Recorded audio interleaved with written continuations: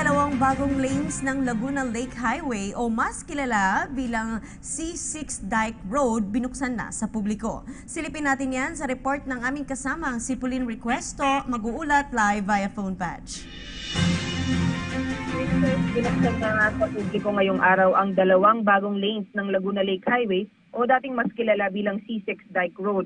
Binabagtas ng dalawang bagong lanes ang Napindan hanggang ML Quezon sa Taguig City na siyang unang bahagi ng Laguna Lake Highway Project. Ibinida ni Public Works and Highway Secretary Mark Villar na sa oras na matapos ang buong proyekto sa Disyembre ay inaasahang malaki ang may tutulong nito sa mga kababayan natin dahil mula sa isang oras na biyahe mula Taytay, Rizal hanggang Bikutan ay magiging 30 minuto na lamang ito.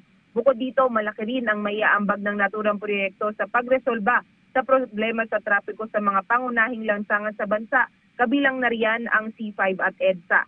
Magkakaroon din daw ng 4 na lanes ang Laguna Lake Highway at bukod dito, tatayo rin ng mga bike lane alinsunod sa plano ng pamahalaan na mapaigting hindi lang yung vehicular mobility, kundi pati yung paggalaw ng ating mga kababayang pedestrian.